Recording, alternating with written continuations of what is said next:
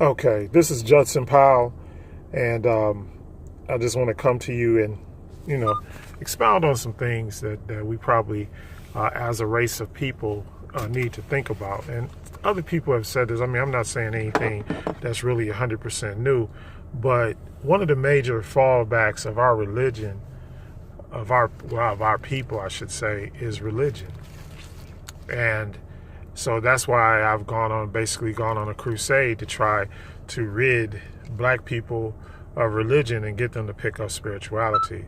And I'm not trying to down any religious group or anything like that, but when you come from a standpoint of, first of all, I was a pastor. I've run, a church. I've run ministries where we fed the homeless, where we housed homeless people, all of that kind of stuff. And, and I understand that there is a need for ministry, but is there really a need for Christianity?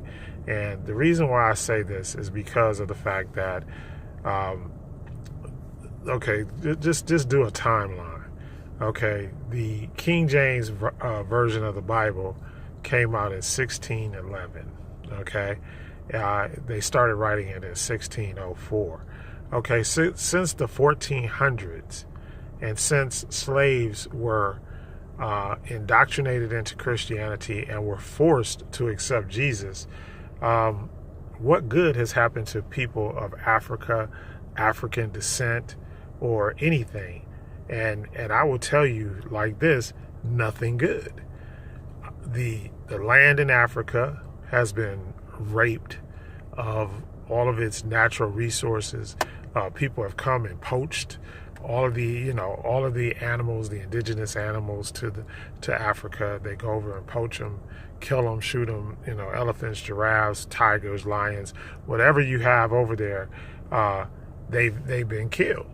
Okay. So we're just talking about animals, and then raw natural resources, diamonds, gold, anything else that has been in the land has been stolen and then taken to other countries where they've gotten rich, and what's happened to us, we've gotten poor. So and then let's talk about human resources, slavery, especially what happened in West Africa. That's where our descendants come from. If you are what they call now an African American, if you're an African American, your descendants came from West Africa. They were stolen, put on ships. First of all, they were taken to slave castles. They were kept in bondage in slave castles that had inscriptions on them talking about what? Jesus. Okay. In fact, many of the slave castles were disguised as churches. Okay, and so they would indoctrinate you, get you to. They were going to tell you about this new God. They were going to tell you about Jesus and all of these things, and they thought that these people were telling them the truth. Why? Because all of a sudden they just showed up. So at first we thought that they were honest, good people, and because of the nature of Africans and the nature that we all possess, which was God-fearing and knowing that that we should do right by the earth and do right by everything and do right by other people, we accepted them. So we have to realize that a lot of stuff occurred and a lot of stuff went on simply because of the fact that we were loving and trusting people. And we still are, and so that was one of the things. So, and they told us that they were going to save us, somehow save us. So then we end up, crossing in the Middle Passage on these ships going to the Americas. And what happened? Millions of us were thrown overboard, murdered, everything else, just on the Middle Passage. That's not even to get here. Then after we get here, we're put into the system of slavery. Our families are broken up. Our people raped, murdered, men raped, anally, women raped, our children taken away, sold, and then after that, then we get into the point of Then we have this whole thing of Jim Crow, where we have hangings, we have beatings, whippings, all of this stuff put on display in front of black men dehumanized, women raped and dehumanized in front of people. We're not just talking about this is something that was going on covertly. This was overtly. Okay, and it's still going on now, even to this day. What do you see on TV? What do you see on social media? There's some black person that's killed, that's murdered or whatever in front of everybody. At least every couple of weeks or so, we see this. And so, what good has actually come out of Christianity for black people?